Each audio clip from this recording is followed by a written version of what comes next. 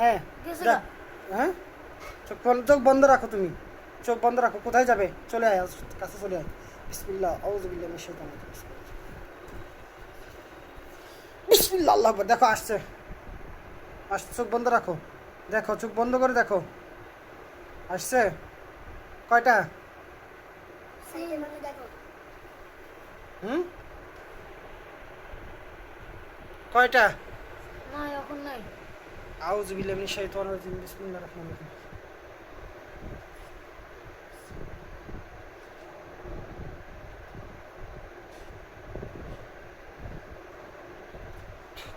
আল্লাহ সাইফুলকে যে ক্ষতি করতেছে, যে বা যে শয়তানরা ক্ষতি করতেছে, তাদেরকে হাত পা বেঁধে ধরে নিয়ে আসা হোক, এখানে এনে বেঁধে বেঁধে ফেলা হোক। বিসমিল্লাহ, আল্লাহু আকবার। দেখো এখন তাদেরকে হাত পা বেঁধে আইন না এখানে খাঁচার ভিতরে ঢুকানো হচ্ছে। বিসমিল্লাহ, আল্লাহু আকবার, আল্লাহু আকবার, আল্লাহু আকবার, আল্লাহু আকবার। দেখো এখন খাঁচার ভিতরে ঢুকানো হয়েছে। দরিয়ানি কয়জনকে ঢুকানো হচ্ছে? তিনজন। তিনজন। খাঁচার মধ্যে হাত পা বাঁধে একদম আটকানো হয়েছে। আর যাইতে পারবে না ইনশাল্লাহ। তাদেরকে আল্লাহ তাআলার পবিত্র কোরআন দিয়ে বন্দী করে দিচ্ছি।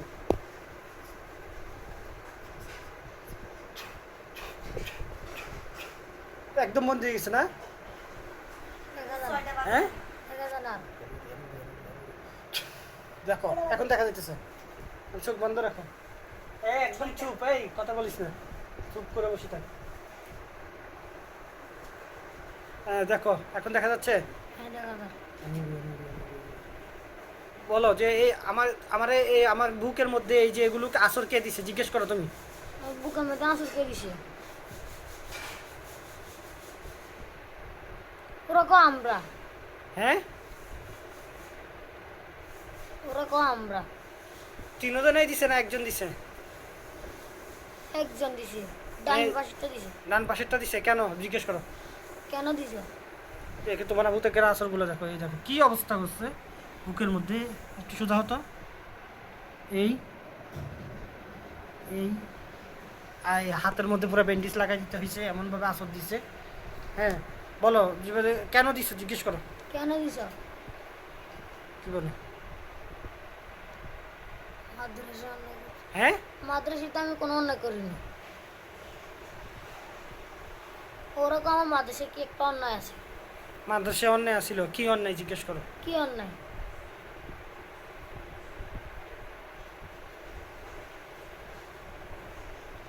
আমি তো কারো মারিনি।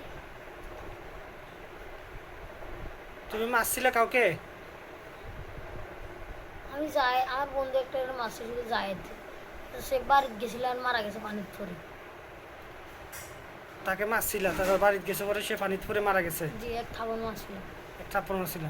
তারপরে এরপরে তোর তুমি এর কয়েকদিন পরে মাদ্রাসা থেকে চলে আসছো? জি জি, 3 দিন পর। এরপরে মারা গেছে পরে শুনছো না? জি। শুনছো পরে তুমি চলে আসছো মাদ্রাসা থেকে। ও পানিতে পরে মারা গেছে কিভাবে শুনলা তুমি? ওর আম্মু আমাদের বাড়ি আসে। তোমাদের বাড়িতে আসছে? আমার আম্মুর বান্ধবী। ও ওইটা বলছে নাকি তোমাকে দোষী করছে? আমাকে দোষী করতেছে। তোমাকে দোষী করতেছে? ও তুমি কেন মারছো? ও বদয়া দিয়ে গেছে বিল আমাকে মন থেকে। মন থেকে? ওরা আম্মু বলছে? হ্যাঁ ওর আম্মু না, ওরা বলতেছে। ওরা বলতেছে? তো ও ও বদয়া দিবে? ও পানিতে পরে মারা গেছে, ও কেমনে বদয়া দিবে? জানি না। হ্যাঁ ওরা ওরা বললেই হবে? তোমরা বললে হবে? ছেলেটা তো পানিতে পড়ে মারা গেছে, ওর ছোট ছেলে, ওরা একসাথে পড়ছিল, তখন তারপর দিছে সাথে সাথে মারা গেলে হয়তো বা একটা ইয়ে হইতো, কি করা যেত, মানে বোঝা যাইতো যে হ্যাঁ ওর থাপ্পড়ের আঘাতে। সেটাও তো থাপ্পড়ে না, যে আল্লাহ যদি হায়াত শেষটাকে তখন একটা থাপ্পড়ে মারা যায়, আর হায়াত যখন রাখে তখন তাকে অনেক ছুরি আঘাত করলেও সে বেঁচে যায়। ঠিক আছে? হ্যাঁ তো এখন হলো যে থাপ্পড় দেওয়ার পর বাড়িতে গেছে, 3 দিন পর সে মারা গেছে। এখন হলো যে এখন তোমরা এরপর থেকে কি ওর ওর পিছনে রাখছো? সাইফুলের পিছনে? জিজ্ঞেস করো। তোমাকে এরপর থেকে আমার পিছনে লাগছো? মাদ্রাসা। হ্যাঁ ওরা বলে আমি বলে মাদ্রাসা থেকে বাইরে এসে কেন, এর জন্য। তুমি কি আসলে কেন বেরিয়েছো মাদ্রাসা থেকে? আর আব্বু জুয়া খেলতে তো টাকা দিত না মাদ্রাসায়, এটার জন্য বাইরে গেছে। মাদ্রাসায় টাকা দিতে পারতো না? তো এই জন্য বাইরে গেছে। তাহলে ওদেরকে জিজ্ঞেস করো যে তোমরা কি আমাকে টাকা দিতে পারবা, তাহলে আমি আবার ভর্তি হবো। তোমরা কি আমাকে টাকা দিতে পারবা? তাহলে আমি আবার ভর্তি হবো। হ্যাঁ, ওরা বলে আমি টাকা কোথেকে দিব? তো আমার তো টাকার সমস্যা, আমি গরিব মানুষ, আমার টাকা দেওয়ার সামর্থ্য নাই আমার আব্বুর, তার জন্য আমার থেকে চলে আসতে হয়েছে মাদ্রাসা থেকে। বলো, আমি তো গরিব মানুষ, তার জন্য আমি ভর্তি হতে পারি না। আর আব্বু আমাকে টাকা দেয় না, তার জন্য আমি বাইরে গেছি।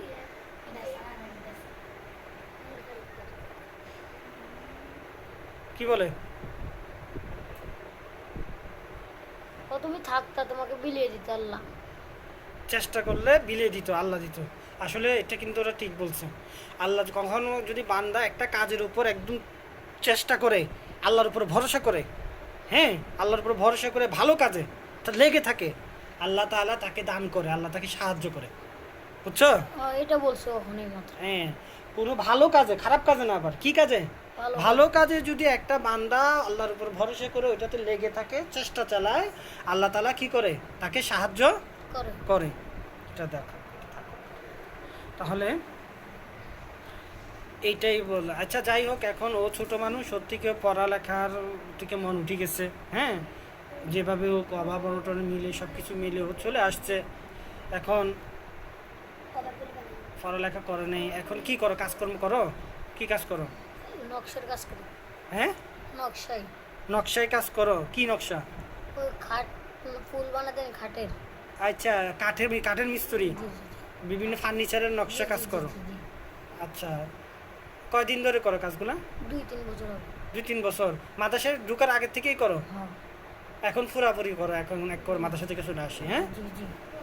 এখন এই শোনো, তোমরা, ও ছেলে, ও কাজ শিখতেছে, ও মাদ্রাসায় যেভাবে হোক, যে কারণে ওরা বলে কি এখন হবে না, এগুলো বলি আমার কাছে। হ্যাঁ, ওরা বলে আমাকে এখন হবে না।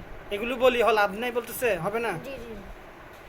তো কি করতাম আমরা? তোমরা কি চাও? তোমরা কি চাও আমি কি করতাম?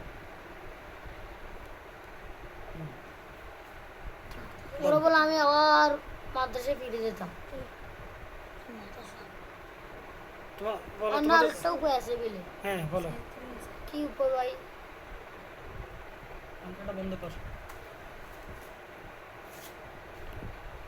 আমি ওই ছেলের বাড়ি যেতাম বলে, যাই। শামিমের। হ্যাঁ, ওই পাশেরটা বেটা, ওই যাই, পাশের কি সুইচ করবো? এটা চাল, লাইট দে, লাইট দাও, যাই, ওর কাছে ক্ষমা আছে। লাইটটা আবার দে। হ্যাঁ, উপরেরটা একদম ওই পাশে, হ্যাঁ দে। আমি তোর বাড়ি চিনি না, কিভাবে ক্ষমা যাবো? ও তো মারা গেছে না বলে, জি, তাহলে কিভাবে ক্ষমা চাবে? কবরস্থান যে ক্ষমা যেতাম শুক্রবারের দিন। শুক্রবার দিন যাই ক্ষমা চাইলে কবরস্থানে যাই, এখান থেকেই সে মসজিদে নামাজ পড়ে 2 রাকাত, সে তার রুহের মাগফিরাত কামনা করবে, ক্ষমা চাবে, তার পরিবারের থেকে ক্ষমা চাবে, আল্লাহর কাছেও ক্ষমা চাবে, হবে না? এখান থেকে, মানে মসজিদে যাইয়ে, ওর বাড়িতে তো যাইতে পারবে না এই মুহূর্তে, এখানে মসজিদে যাই না, কি বলে? ওরা বলছে কি দেখি আমরা। তুমি বলো আবার যে আমি এখানে একটা ভালো মসজিদ, একটা মসজিদে যাব, উজু করে গোসল করি, এখানে নামাজ পড়বো, তারপরে আমি ক্ষমা চাইবো, ওরকেও বলবো, ওর কাছেও আমি ক্ষমা একটা চাইবো। মসজিদে যাবো, গোসল করে ভালো মতো নজরুল কালাম করে, তারপর 2 রাকাত নামাজ পড়ে সুন্নাত আদায় করে, তারপর ওর কাছে আমি ক্ষমা চাবো। আল্লাহর কাছেও ক্ষমা চাইবো। আমার কাছেও ক্ষমা চাবো। হ্যাঁ, তো কি বলে? শাস্তি দেওয়ার মালিক আল্লাহ, ক্ষমা ওরা বলে করার ঠিক মালিক আছে। আল্লাহ। হ্যাঁ, ঠিক আছে, ঠিক আছে, তাহলে আর কোনো সমস্যা করবো না, না? চলে যাবা? চলে যাবো আমার থেকে। ক্ষমা শেষ হয়ে গেলে চলে যাবে। এটা ক্ষমা চাইলে, চলে যাবে। ক্ষমা চাইলে চলে যাবে? হ্যাঁ, জি। তাহলে আর যদি তারপরে আবার সমস্যা করো, বলো, পরে যদি আবার সমস্যা করো? পরে যদি আবার সমস্যা করো, ওরা আর কোনোদিন আসবে না বলে। এই হুজুরকে চিনো? জিজ্ঞেস করো। এই হুজুরকে চিনো? না, চিনে না। হুম, চিনো না, না? আচ্ছা, তো কি বলো, হুজুরের ব্যাপারে কি মনে হয়? হুজুর ভাই কি মনে হয়? খোঁজ নাও, একটু খোঁজ নেই, দেখো। খোঁজ নিয়ে দেখো।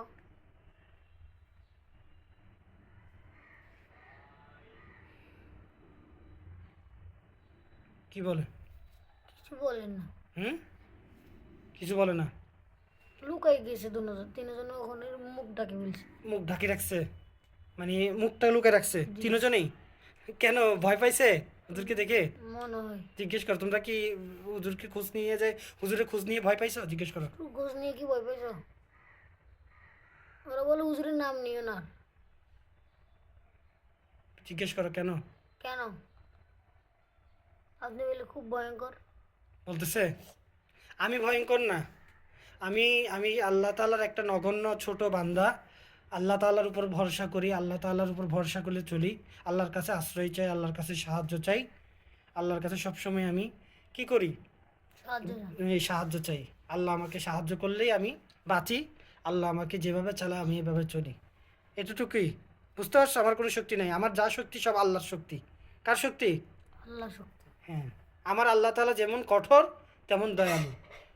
খারাপদের জন্য আমার আল্লাহ ভয়ঙ্কর, আমার রব আমার আল্লাহ খারাপদের জন্য অনেক ভয়ঙ্কর, আবার ভালো বান্দাদের জন্য খুবই দয়ালু, মেহেরবান, ক্ষমাশীল। ঠিক আছে? আমিও তেমন, যারা খারাপ তাদের জন্য আমি ভয়ঙ্কর, আর যারা ভালো তাদের জন্য আমি মেহেরবান, দয়ালু। আমার আল্লাহ তাআলার গুণগুলা আমি আমার নিজের মতে আনার চেষ্টা করি। ঠিক আছে? আল্লাহর গুণে, আল্লাহর রঙে রঙিত হওয়ার চেষ্টা করি। এতটুকুই, মাত্র চেষ্টাটা করি। আমরা তো পারি না, হ্যাঁ, কিন্তু চেষ্টা করা তো আল্লাহ বলছে তোমরা চেষ্টা করো আমার রঙে রঙিন হতে, আমার গুণে গুণান্বিত হতে। আমি দয়ালু, তোমরাও দয়ালু হও। আমি ক্ষমাশীল, তোমরাও ক্ষমাশীল হও। তোমরা মানুষকে ক্ষমা করে দাও। আমি মানুষকে রিজিক দিই, তোমরাও মানুষকে খাবার খাওয়ানোর চেষ্টা করো। হ্যাঁ, আমি সহনশীল, তোমরাও সহনশীল হওয়ার চেষ্টা করো। আল্লাহ তাআলার একটা নাম হালিমুন, হ্যাঁ, অর্থ সহনশীল। তাই বান্দাদেরকে কি হতে হবে? আল্লাহ তাআলার ৯৯টা আসমাউল হুসনার যে গুণগুলো, গুণবাচক নামগুলো আছে, এই গুণবাচক নামগুলোর সাথে গুণগুলা একটা মানুষকে অর্জন করতে হবে। অর্জন করতে পারলে সে আল্লাহ তাআলার নৈকট্য লাভ করবে, আল্লাহ তাআলার গুণে গুণান্বিত হবে এবং সে নিজেকে পরিশুদ্ধ করতে পারবে ইনশাআল্লাহ। আল্লাহ তাআলার একটা নাম কুদ্দুসুন, যেমন কুদ্দুস অর্থ পবিত্র। তাহলে একটা বান্দাকে নিজেকে কুদ্দুসুন গুণে গুণান্বিত করতে পারলে পবিত্র হতে হবে। পবিত্র কিভাবে হয়? অপবিত্রতা থেকে নিজেকে দূরে রাখা, হারাম থেকে দূরে রাখা, মিথ্যা থেকে দূরে রাখা, খারাপ কাজ থেকে দূরে রাখা। এই ধরনের যত অপবিত্র, হারাম, অশ্লীলতা, খারাপ কাজ আছে সব কিছু থেকে দূরে থাকলেই তখন সে আল্লাহর কুদ্দুসুন গুণে গুণান্বিত হয়। গফুরুন আল্লাহর নাম, অর্থ ক্ষমাশীল। গফফার অর্থ ক্ষমাকারী, আল্লাহর নাম।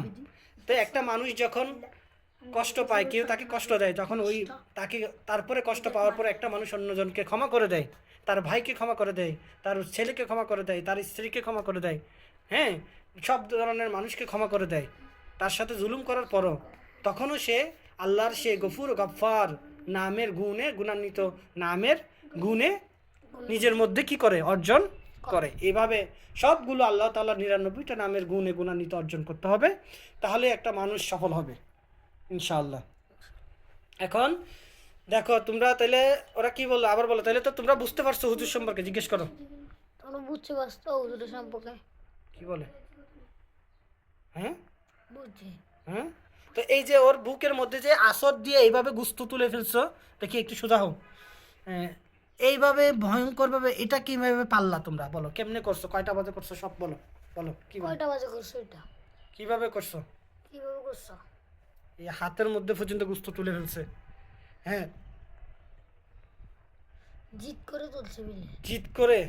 হ্যাঁ, জিদ করে। কি কিভাবে তুললো? ঘুমের মধ্যে কিভাবে আসছে, কিভাবে বসছে? কিভাবে আসছো? আমি বাইরে। হুম? ও সত্যি তো, আমি আমার আম্মুর থেকে একটু গোস্ত নিয়ে বাইরে গেছিলাম, হুম। একটা কুকুর দেখছিল, ও কুকুরের আন্টিতে দিছি, হুম। তার থেকে তেরে ঢুকে আমার লগে চলে আসে বাসার সাথে। কয়টার দিকে আমাকে রেকর্ডটা না করছো?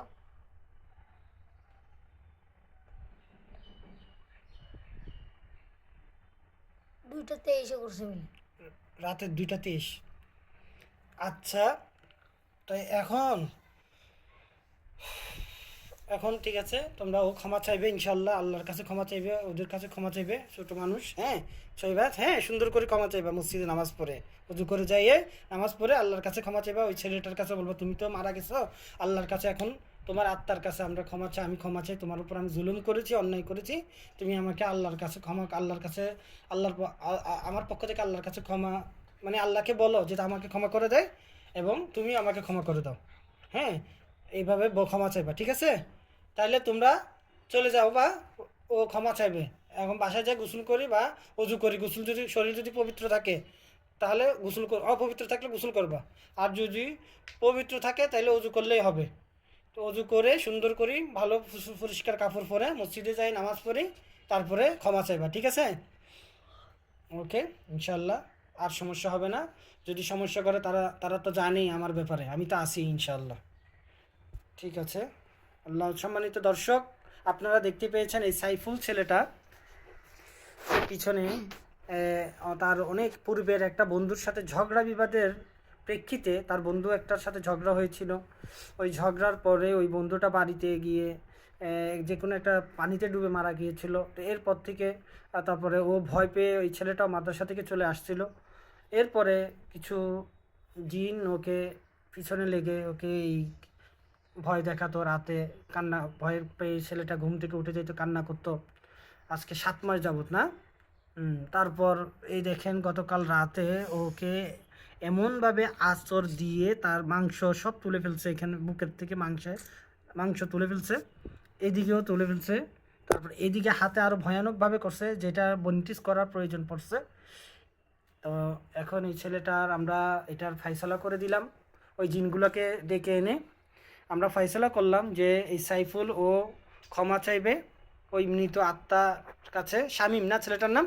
শামীম ছেলেটার আত্মার কাছে ক্ষমা চাইবে, আল্লাহর কাছেও ক্ষমা চাইবে। এবং আমি মরে গেছে। এই প্রেক্ষিতে, এই শর্তে এই জিনগুলা রাজি চলে যাওয়ার জন্য কি হয়েছে, রাজি হয়েছে। তো আমি এটা ফয়সালা করে দিলাম মহান আল্লাহ তাআলার দয়া এবং অনুগ্রহে। আলহামদুলিল্লাহ, ইনশাল্লাহ আশা করি এটা এখন শেষ হয়ে যাবে এই বিষয়টা। আপনারা সবাই আমাদের জন্য দোয়া করবেন, সবার জন্য দোয়া করবেন, এবং মানুষের উপর জুলুম করবেন না, নিজের উপরও জুলুম করবেন না, আল্লাহ তাআলার বিধিবিধান মেনে চলার চেষ্টা করবেন। সবাই ভালো থাকবেন, সুস্থ থাকবেন। আসসালামু আলাইকুম ওয়া রাহমাতুল্লাহি ওয়া বারাকাতুহু।